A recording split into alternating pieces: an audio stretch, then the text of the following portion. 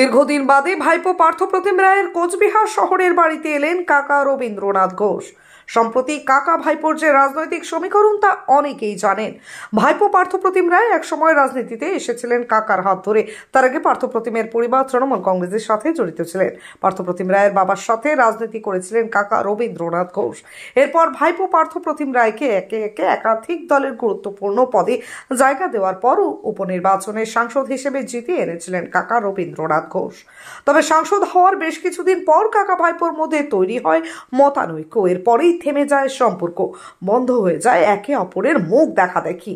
দীর্ঘদিন রাগ অভিমান নিয়ে থাকেন তারা। এমনকি কাকা রবীন্দ্রনাথ ঘোষকে ভাইপো পার্থপ্রতিম রায় যাতে কাকা বলে না ডাকে তারও নিদান দেয় কাকা রবীন্দ্রনাথ ঘোষ। এরপর সম্প্রতি পার্থপ্রতিম রায়ের বাবা সদ্য মারা যাওয়ার পরে রাজনৈতিক বিবাদ বলে ভাইপো পার্থপ্রতিম রায়ের বাড়িতে দেখা করতে যান কাকা রবীন্দ্রনাথ ঘোষ। শুরু হয় দুজনের বন্ধন। রাগ অভিমান কাটিয়ে ভাইপো পার্থপ্রতিম রায় হাজির হন কাকা রবীন্দ্রনাথ ঘোষের বাড়িতে। দলের পুরনো কর্মীদের নিয়ে একাধিক রাজনৈতিক আলাপ আলোচনা শুরু হয়। এরপর আজ অর্থাৎ বুধবার আচমকাই ভাইপো পার্থপ্রতিম রায়ের কোচবিহার শহরের বাড়িতে গিয়ে হাজির হন কাকা রবীন্দ্রনাথ ঘোষ।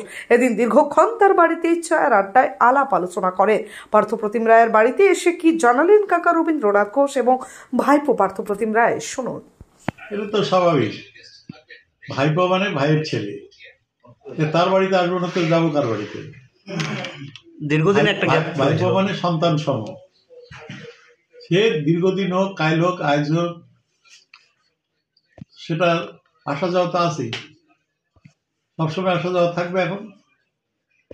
সুতরাং এখানে নতুন কিছু নাই,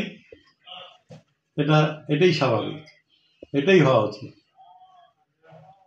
নতুন কোনো সমীকরণ তৈরি হবে রাজনীতিতে? রাজনীতি শেষ কথাটা রাজনীতি বলবে। রাজনীতির কোনো রকম মানে যে একই লাইনে চলবে সে চলে না। সবসময় নদী যেমন তার কোর্স চেঞ্জ করে, রাজনীতিও তার চলার পথটা চেঞ্জ করে, পরিবর্তন করে। সুতরাং কোনোটাই স্থায়ী নয়। এই ক্ষেত্রে রাজনীতির মানুষের চাহিদা অনুযায়ী রাজনীতি চলবে। মানুষের যে চাহিদা, মানুষের যে ভাবনা, তাকে সম্মান দিয়ে এগিয়ে যেতে হবে। আমি যখন স্কুলে পড়ি তখন টুকামারির বাড়িতে কাকা যেতেন, বাবার সঙ্গে গল্প করতেন। আমাদের ওদিকে রাজনীতির তারপর ঠাকুরদা, তিনিও রাজনীতি করতেন, তার সঙ্গে ভালো সম্পর্ক ছিল। তারপর আমাদের নতুন জিরানপুরের যখন বাড়ি হয় তখনও কাকা গেছেন, আরও বহুবার গেছে। এই কুচবিহারের বাড়িতে কাকার আসা হয় না, আজকে কাকা এসেছে, আমার খুব ভালো লাগছে, একটা পূর্ণতা পেল। আর রাজনীতি আমরা করি একসঙ্গে, এটা যেমন ঠিক, আবার রাজনীতির বাইরে একটা আত্মিক সম্পর্ক আছে। এই সম্পর্কটা আরও বেশি মজবুত হচ্ছে আগামী দিনে চলার পথে।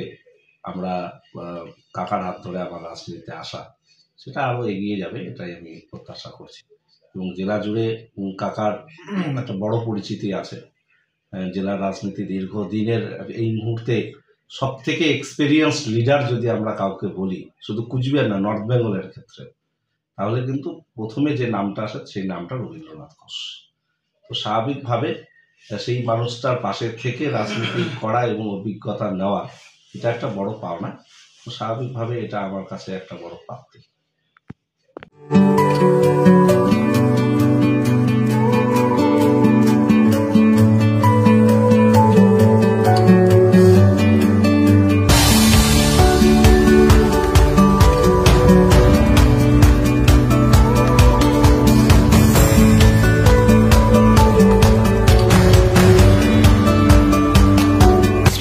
নেক্সট জেনারেশন শাড়ির অফুরন্ত ভান্ডার।